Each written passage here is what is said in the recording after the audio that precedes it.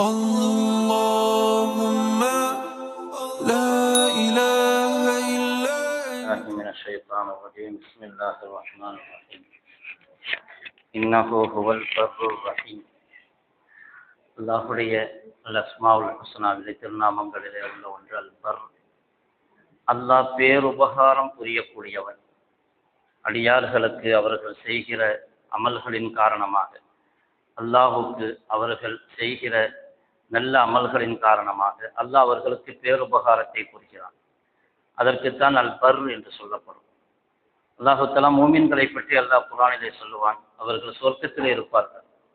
சுவர்க்கத்திலே அல்லாஹுடைய சுவர்க்கத்தின் நியாமத்துகளை அனுபவித்துக் கொண்டிருக்கும் பொழுது அவர்கள் சொல்லுவார்கள், இன்னா குன்னா ஃபீ அஹ்லினா முஷ்ஃபிகீன் ஃபமன்னல்லாஹு அலைனா வவகானா அஸாபஸ் ஸமூம் இன்னா குன்னா மின் கப்லு நதுஉ இன்னஹு ஹுவல் பர்ருர் ரஹீம்.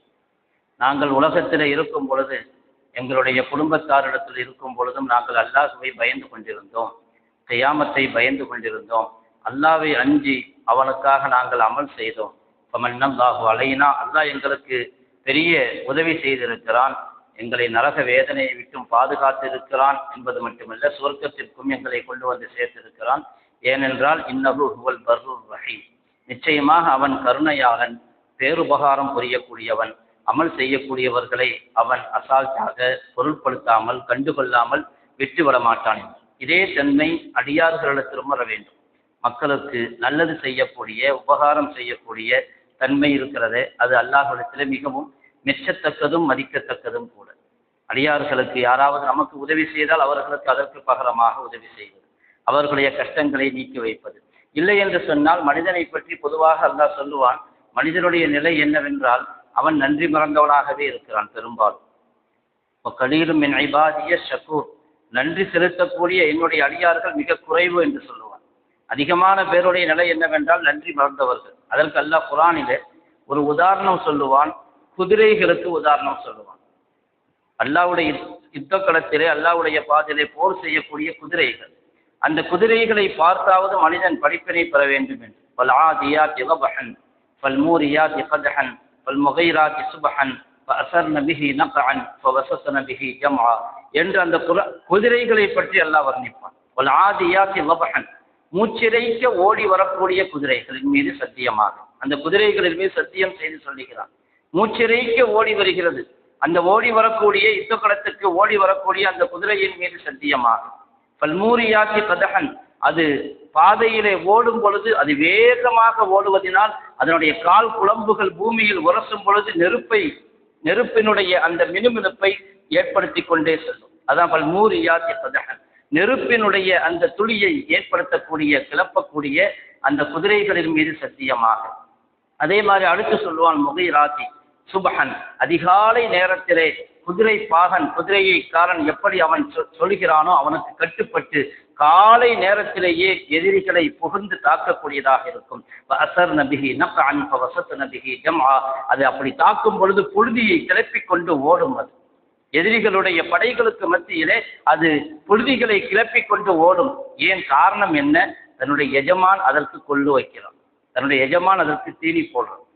நான் இங்கெல்லாம் வர முடியாது, இது செய்ய முடியாது, இன்னைக்கு தான் ஆயுதங்கள் வந்து போச்சு, மேலே காலே போகாம ட்ரோன் மூலமாக தாக்குதல் நடக்குது, குண்டு வீசுறாங்க, ஏவுகணை போடுறாங்க. அந்த காலத்துல எல்லாம் இந்த காலத்திலையும் கூட பல பாகங்கள் இப்படி இருக்குது. ஈரானுடைய பகுதியிலும் சரி, ஆப்கானிஸ்தானுடைய பகுதியிலும் சரி, அங்கே எல்லாம் குதிரை இல்லாம யுத்தமே செய்ய முடியாது, மலைப்பாங்கான பகுதிகள். அப்படியான தரைப்படை என்று சொன்னால் அங்கே குதிரை கண்டிப்பாக இருக்கணும். இன்னைக்கும் குதிரைப்படை இருக்கும். குதிரை என்பது அந்த காலத்திலிருந்து இந்த காலம் வரையிலும் அது எஜமானுக்கு கட்டுப்படக்கூடியதாக இருக்கிறது. அதை உதாரணம் சொல்லுவான், அது கொண்டு திங்கிறது, எஜமான் போடக்கூடிய உணவு, அதை சாப்பிட்டு விட்டு அவன் என்ன சொல்கிறானோ அதை கேட்கிறது. அவன் என்ன சொல்கிறானோ யுத்த களத்திலும் கூட தன்னுடைய உயிரையும் கூட அர்ப்பணித்துக் கொண்டு எதிரிகளுக்கு முன்னால் புகுந்து ஓடி செல்கிறது என்று சொன்னால் அந்த குதிரைகளிலே சத்தியமிட்டு அல்லாஹ் சொல்லுவான், இன்னல் இன்சான லிரப்பிஹி லகனூத், நிச்சயமாக மனிதன் தன்னுடைய ரப்புக்கு நன்றி மறந்தவனாகவே இருக்கிறான். அவனுக்கு அல்லாஹ் எவ்வளவு உபகாரம் செய்கிறான், அந்த பேருபகாரத்தை எல்லாம் வாங்கி கொண்டு அல்லாஹ்வை மறந்து வாழ்கிறான். அல்லாஹ்வுக்கு நன்றி செலுத்தக்கூடிய நிலைக்கு அவன் வரவில்லை. தொழுகையில் அசட்டை இருக்கிறது, நோன்பில் அசட்டை இருக்கிறது, அல்லாஹ்வுடைய கடமைகளை செய்வதில் அசட்டை இருக்கிறது.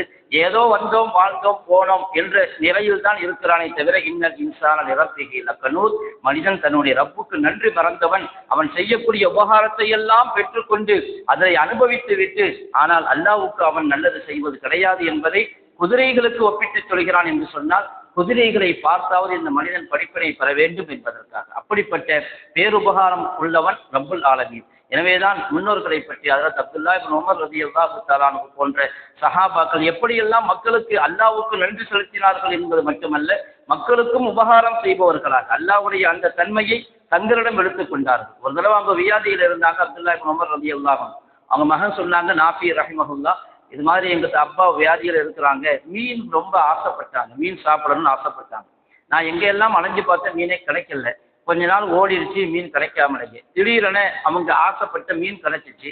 அந்த மீனை வாங்கி சமைத்து கொண்டு வந்து அவர்களுக்கு சாப்பிடுவதற்காக முன்னால் வைக்கிறேன். அப்படி வைக்கும் பொழுது சாப்பிட ஆரம்பிக்கல, அதுக்குள்ள வாசல்ல இருந்து ஒருத்தர் சத்தம் போடுறாரு, எங்களுக்கு ஏதாவது கொடுங்க. பசியோடு வந்து நிற்கக்கூடிய ஒரு யாசகர் வந்து நிற்கிறார் வாசல்ல. இப்னு உமர் சொன்னாங்க ரலியல்லாஹு அன்ஹு, இது அவர்கிட்ட கொடுத்துருப்பான்னு. ஆசைப்பட்டாங்க, ஆனாலும் சொன்னாங்க அவர்கிட்ட கொடுத்துருங்கன்னு. மகனுக்கு வேற வழி இல்லை, அப்பா சொல்றதை கேட்கறத தவிர வேற வழி கிடையாது. எடுத்துட்டு போனாங்க, வாசல் நின்றவர்கிட்ட கொடுத்தாரு. கொடுத்துட்டு மகன் சொன்னாரு, எப்பா நீ இதை வச்சுக்க, ஆனா திரும்ப என்கிட்ட வித்துருன்னார். 1.5 திரகத்துக்கு வித்துரு, 1.5 திரகம் நான் தர்றேன் உனக்கு, அதை என்கிட்ட கொடுத்துருந்தார். நீ 1.5 திரகத்தை வச்சு எங்கேயாவது போய் வாங்கி எதையாவது போய் வாங்கி சாப்பிட்டுட்டு, ஏண்டா எங்க அப்பாவுக்கு மீன் பிரியமா இருக்குது, அவருக்காக நான் வாங்கிட்டு வந்தேன், நீ கேட்டதுனால அவர் கொடுக்குறாரு, அதனால 1.5 திரகம் உனக்கு நான் தர்றேன், அதுக்கு பகரமா இந்த மீனை இந்த வித்துருந்தார். அவரும் கொடுத்து மீனை கொடுத்துட்டு 1.5 திரகத்தை வாங்கிட்டார். திரும்ப கொண்டு வந்தார். திரும்ப கொண்டு வந்து வைக்கும் பொழுது மீண்டும் அதே சத்தம் வந்துச்சு. ஒரு யாசகர் வந்து கேட்கும் பொழுது அதே சத்தம் வருது. இப்ப அதுல அப்துல்லா இப்னு உமர் சொன்னாங்க, இப்பவும் கொண்டு போய் சொன்னாங்க, கொண்டு போய் கொடுங்க, கொடுத்துட்டு திருகத்தை திரும்ப வாங்காதேன்னு சொன்னாங்க. திருகத்தை திரும்ப வாங்காதே. அப்ப அதுக்கு காரணம் சொன்னாங்க அப்துல்லா இப்னு உமர் ரலியல்லாஹு தஆலா அன்ஹு, மனிதனுக்கு ஒரு பேராவல் இருக்கிறது ஒன்றின் மீது, அதை அல்லாஹ்வுக்காக அதை தியாகம் செய்து தடுத்து விடுகிறான் என்று சொன்னால் அல்லாஹ் அவரை மன்னிக்கிறான். தன்னுடைய தேவைகளை எல்லாம் ஒதுக்கி வைத்துவிட்டு எதிரிகள், அதாவது ஏழைகள், கஷ்டப்பட்டவர்கள் சிரமப்படுகிறார்கள், அவர்களுக்கு செய்யக்கூடிய உபகாரம் அது பேருபகாரமாக இருக்கும். அல்லாஹ்வுடைய தன்மைகளில் ஒன்று. சஹாபாக்கள் அப்படி வாழ்ந்தார்கள். யதார்த்தமாக நடந்துச்சு. அல்லாஹ்வுத்தாலா அவங்களுக்கு எல்லா வகையான பரக்கத்தையும் கொடுத்தான். அப்படி கொடுத்துட்டதுனால அவங்க ஒன்றும் கஷ்டப்படல, ஏழையாகி போடல, அல்லது அவங்க பஞ்சத்துல வறுமையில வாடி போகல, நிம்மதியாக காலம் எல்லாம் வாழ்ந்தார்கள். அதே போன்றுதான் அப்துல்லா இப்னு முபாரக் ரஹிமஹுல்லா அவர்களிடத்துல வந்து ஒருத்தர் சொன்னார், என்னுடைய முழங்காலில் ரொம்ப வலியாக இருக்கு, நீண்ட காலமா அந்த வலி இருக்கு, ஆனா எவ்வளவோ சிகிச்சை செஞ்சு பார்த்தேன், எதுவுமே அதுல சிகிச்சை சரியாகவே இல்லைன்னா. அப்ப அப்துல்லா இப்னு முபாரக் சொன்னாங்க, அவங்க டாக்டர் இல்லை மருந்து சொல்றதுக்கு, அவங்க மார்க்கத்தை படித்த இறைநேசர் அப்துல்லா இப்னு முபாரக் ரஹிமஹுல்லா, அவங்க மருந்து சொல்றதுக்கான ஆள் கிடையாது. அப்ப சொன்னாங்க, இங்க வாப்பா, இவங்க எல்லா சிகிச்சையும் செஞ்சாச்சு, உனக்கு சுகமாகலன்னு சொன்னா, எங்கேயாவது மக்களுக்கு தண்ணீர் ரொம்ப தேவை இருக்கிற இடம் இருக்குதான்னு பாரு. மக்களுக்கு தண்ணீர் பஞ்சமாக இருக்குது, தண்ணீர் தேவை அதிகமாக இருக்குதுன்னு சொன்னா அங்க போய் ஒரு கிணறு வெட்டி கொடுன்னாங்க. ஒரு கிணறு வெட்டி கொடு, அல்லாஹ் அவனுடைய நோயை சிப்பாவாக்குவான். அவர் அதே மாதிரி தேடி போய் மக்களுக்கு தேவையுள்ள இடத்துல ஒரு கிணறு வெட்டி கொடுத்தாரு.